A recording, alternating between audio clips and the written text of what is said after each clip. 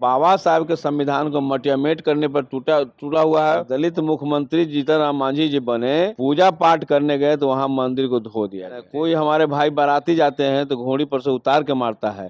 दलित जो शान से कपड़ा लता पहनना शुरू कर दिया है तो उसको अपमानित करता है। ये सिलसिला चल रहा है। सरकार का अमृत काल चल रहा है। हमको जाति सूचक शब्दों से उच्चारण करते हुए अपमानित किया गया। ये दुर्भाग्यपूर्ण स्थिति है कि किसी दलित विधायक संवैधानिक पद पर बैठा हुआ है, उसके साथ अपमानित होता है। बाकी लोगों की क्या स्थिति है? हमारे समाज के जो दलित समाज के जो लोग हैं, जब विधायक के साथ इस तरह का अपमान हो रहा है और उनको न्याय नहीं मिल रहा है, तो घोर अन्याय है। जो भाजपा के लोग ही खाद पानी देते हैं तब ऐसे काम कर रहे हैं।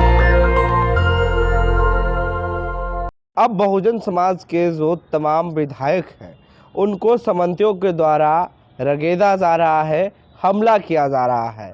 इस वक्त हमारे साथ बात करने के लिए गोपाल रविदास, जो फुलवारी शरीफ के विधायक हैं, एक कार्यक्रम में सामाजिक तौर पे शामिल होने के लिए पहुंचे थे।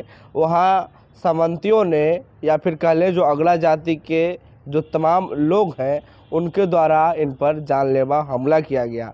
सर हमारे साथ हैं, पहले पूरा घटना की जानकारी लेंगे। सर कैसे कैसे क्या हुआ? धन्यवाद नेशनल न्यूज को।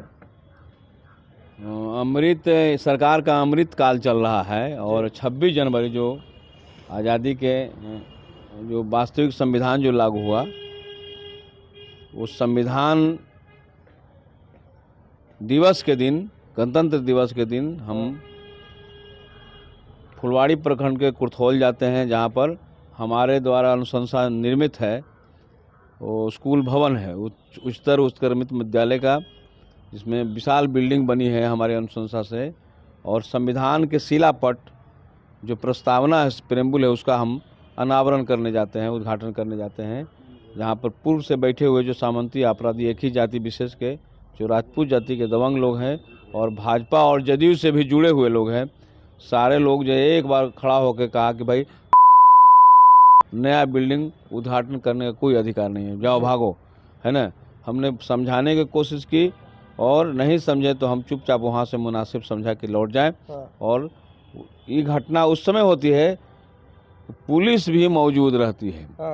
पुलिस के मौजूदगी में हमको जाति सूचक शब्दों से उच्चारण करते हुए अपमानित किया गया और उद्घाटन करने से वंचित कर दिया।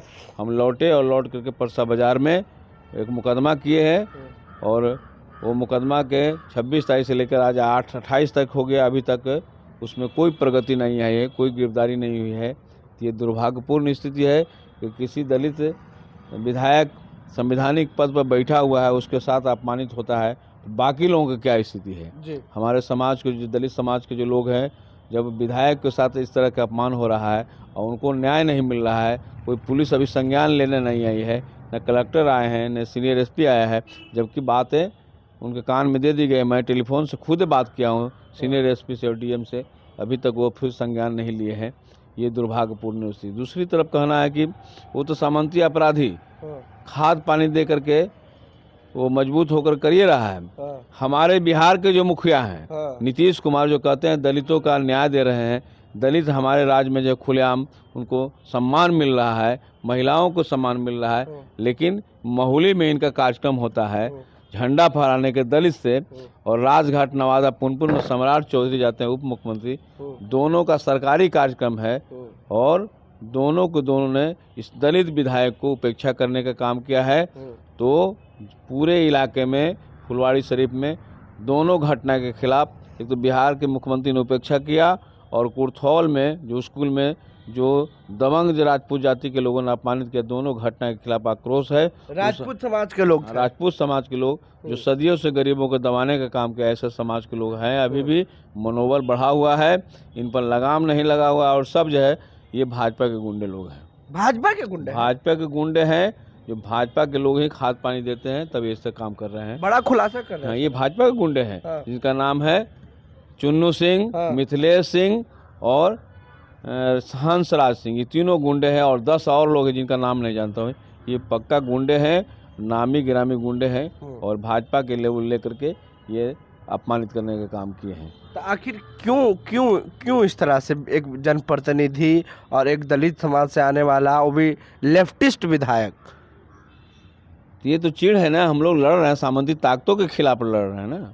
सामंती ताकतों के खिलाफ लड़ रहे हैं। और ऐसे समय में ये हमला किए हैं हमारे ऊपर, जब बाबा साहब की जो लिखित संविधान है उस संविधान से सामाजिक और धर्मनिरपेक्षता शब्द हटाने की लगातार कोशिश कर रहे हैं।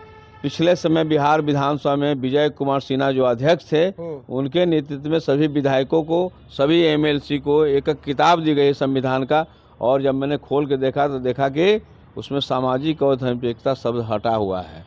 इसका मतलब क्या है कि बाबा साहब के संविधान को मटियामेट करने पर टूटा हुआ है। और आज तो खुलासे सामने आ गए हैं।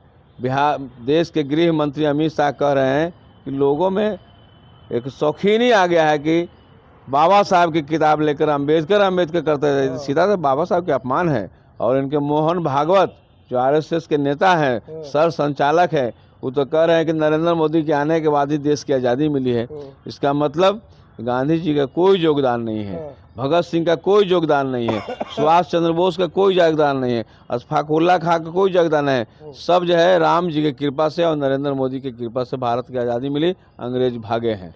तो आखिर ये जो सामंती लोग हैं सर, आप पे हमला क्यों कर रहे हैं? कोई वजह रही, या फिर चाहते हैं कि दलित समाज के कोई विधायक कोई कार्यक्रम का उद्घाटन ना करे? बस वजह यही है कि हमको वो दलित समझते हैं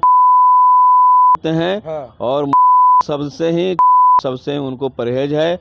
यही है जो सदियों से गुलाम बनाते रहे हैं। उस गुलामी प्रथा के खिलाफ गोपाल रविदास बोलता है। इसको लगाम लगाने के बोलती बंद करने के लिए हमको अपमानित करने तो बीजेपी के तमाम जो लोग थे, वो आप कनेक्शन बता रहे हैं, तो उनके खिलाफ एफआईआर किए आप? हम एफआईआर किए हैं। उसी शाम में एफआईआर हमने नामजद किया है। 3 लोगों को नामजद किया है जिनको पहचानते थे, और 10 लोगों जिनको नहीं पहचानते उनका भी नाम दिया गया है कि 10 ऐसे लोग हैं जिनको सामने लाइएगा तो पहचान लेंगे। तो कुल मिला के 13 लोगों पर हमने मुकदमा किया है, और मुकदमा का आज 2 दिन से ज़्यादा हो गया है। उस दिशा में क्या पता कार्रवाई हुई है अभी तक हमको पता नहीं मिला है, लेकिन पूछने पर कहते हैं कि विधि सम्मत कार्रवाई चल रही है। तो कार्रवाई हो रहा है कि नहीं? अभी तक नहीं हो रहा, पर हम समझते हैं कि न्याय नहीं मिलेगा। नीतीश जी के राज में गरीब दलित विधायक को न्याय नहीं मिलेगा, बल्कि और भी अपमान हमको झेलना पड़ा। ये तो सरकारें अपमानित करने वाले, पूरे 110 विधायक को तो अपमानित किया, नंगे करके मारा है। उनका तो न्याय नहीं मिला, तो हमको कैसे न्याय मिला? पूरा विश्वास है कि इनके रास्ते न्याय नहीं मिलेगा। तो सर, बिहार में कहा जाता है डबल इंजन की सरकार है और एकदम कानूनी तौर पे सब कुछ ठीक ठाक है, उसके बावजूद भी एक दलित समाज के विधायक पिट जाते हैं या उन पे हमला हो जाता है। अटैक हुआ था आप पे? नहीं, ये अटैक है नहीं किया। हमारे ऊपर लोकतांत्रिक अधिकारों के ऊपर हमला हुआ। मेरा संवैधानिक राइट है, लोकतांत्रिक राइट है। कोई विधायक कोई अनुशंसा करेगा तो वही उसका उद्घाटन करेंगे। तो ये तो लोकतांत्रिक हनन है हमारे ऊपर, और हमको जाति शब्दों का उच्चारण करके ऐसा किया है कि घोर अन्याय है। आप तो देखिए रहे ना, अरे दलित मुख्यमंत्री जीतन राम मांझी जी बने तो पूजा पाठ करने गए तो वहाँ मंदिर को धो दिया गया है ना। कोई हमारे भाई बाराती जाते हैं तो घोड़ी पर से उतार के मारता है।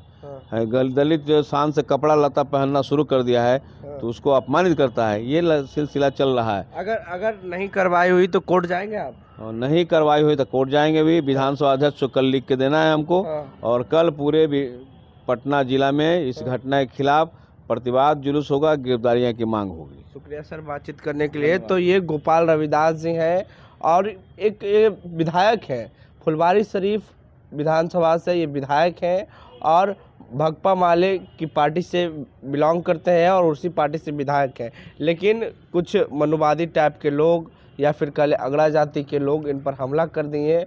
विधायक जी एक कार्यक्रम में उद्घाटन करने के लिए गए थे, लेकिन वहाँ शिलान्यास नहीं किए। सीधे जब उन पर सामंतियों ने हमला किया तो वो सीधा रिटर्न हो गए, अपनी आवाज़ की ओर चल पड़े। बहरहाल ये एफआईआर कर चुका है। आगे क्या कुछ होगा ये पूरी अपडेट आपको हम बताएंगे। प्रतिक्रिया दें नीचे कमेंट बॉक्स में। फेसबुक पे देख रहे वीडियो को शेयर कर लें, यूट्यूब पे देख रहे हमारे चैनल को सब्सक्राइब कर लें। नेशनल दस्तक के लिए अमन, पटना। नेशनल दस्तक की आपसे गुजारिश है कि अगर इसको बचाना चाहते हैं तो नेशनल दस्तक को सब्सक्राइब करने के लिए रेड कलर के सब्सक्राइब बटन को दबाएं, फिर बेल आइकन की घंटी दबाएं। नेशनल दस्तक को बचाने के लिए बहुत जरूरी है कि हर खबर को शेयर करें, लाइक करें, कमेंट जरूर करें।